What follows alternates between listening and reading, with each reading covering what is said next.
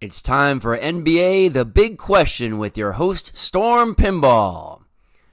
I am a huge basketball fan, and we've just witnessed an extremely exciting regular season.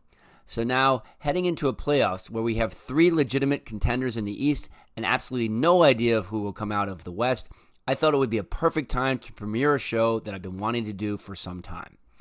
Welcome to NBA The Big Question, where each day I'll ask the questions that should define each matchup, because sometimes predicting the results of games can be boiled down to answering just a few simple questions. Let's start with the Atlanta Hawks versus the Miami Heat, the first of our two play-in games tonight, which will kick off the 2023 NBA playoffs. Both teams are coming into this game strong. Atlanta is 10-11 under Quinn Snyder, which might not seem like a great record, but he has provided stability to the team after it seemed like the wheels were about to go flying off. They won 3 straight when they needed to, and then forced one of the East Conference's Big Three, Philadelphia, into overtime in a game where Trae Young had 27 points and 20 assists. It's important to remember that Trae Young definitely becomes more dangerous in the playoffs, and I think he's primed to do that again starting tonight. The floodgates have opened in the last 2 days of articles questioning Young's future with the Hawks and his leadership, and to me it seems like the perfect storm for Young, who seems to relish the role of villains at times to remind everyone of how good he is in games that matter.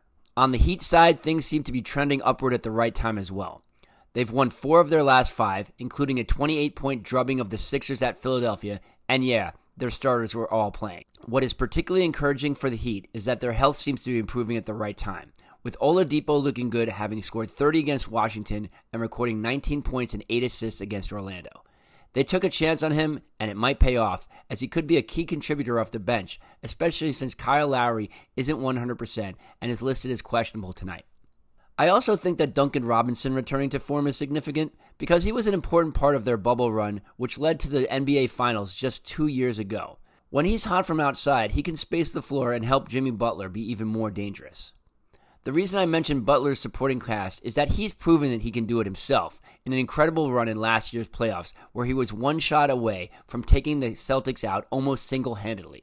Any questions that I had had about Jimmy Butler prior to that performance were answered, and he completely won my respect after I initially had thought he was overrated and possibly not worth the turmoil he brought to the teams he had played for in the past. So here's the big question of this game. In a game of 2 playoff titans, Trae Young versus Jimmy Butler, which supporting cast will make the difference? I believe that the wily playoff Young will cancel out the alpha playoff Butler, and that it will come down to which of their teammates will rise up and make the difference. What will we get from D. Murray, who hasn't played in a playoff game in 4 years and was only just starting his career with the Spurs when he did? Was Bam Adebayo just resting up during the last 4 weeks of the regular season, or does his recent weak play indicate a bigger problem? All of these questions will be answered tonight, and we'll recap them on the show tomorrow. My guess is that the defense may be better for the Hawks, but the coaching and chemistry is better for the Heat. So I predict that the Heat will win in a close match, probably by 4 or less. The 7-8 game on the West Coast has even more intrigue, with the meltdown which occurred in the final game of the regular season for the personnel of the T-Wolves. Rudy Gobert got called out by real one Kyle Anderson and responded by punching him in the huddle and got himself suspended. Meanwhile, Jaden McDaniels ended his season and possibly severely set back his career by punching a wall out of anger while walking to the locker room and fracturing his hand. The take all over the print media and YouTube is that Gobert destroyed their season, and it's further evidence that Minnesota made the worst trade in history in getting him. But I think that's too easy to say and isn't going to be how this plays out.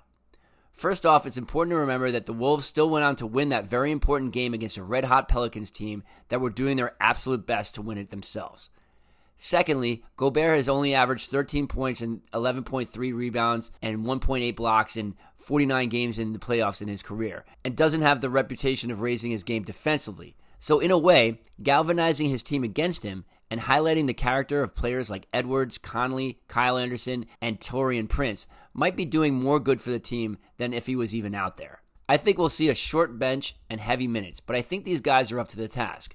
Anyone expecting this game to be a blowout is deluding themselves. The Lakers are horrible with leads. LeBron coasts as often as he can, so when they're up by 10 and he dribbles the clock down to 4 and then puts up a contested 3, you'll see a lot of empty possessions like you did in their last game against Utah, which was actually closer than the score indicated because he hit some insane threes at the end, including one from the logo. When the Lakers have the lead and have no player or ball movement for several possessions at a time, it severely inhibits their chances of blowing teams out. So the big questions for the Timberwolves is how do they respond to their adversity, and the big questions for the Lakers are how much does LeBron coast and can they defend the paint at all?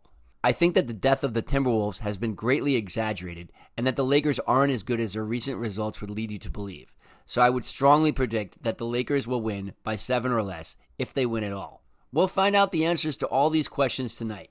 Enjoy the games and let me know what you think in the comments section, what you think are the major questions of the night, and how you think they'll be answered. Representing hard work and talent, I am Sean the Storm Grant, reminding you that if you're not enjoying your life, you're wasting it. Live each day to the fullest and go to sleep with a smile. Check out my channel for music and movie reviews and some great video game and pinball content coming soon. Thank you for your time, and I'll see you tomorrow.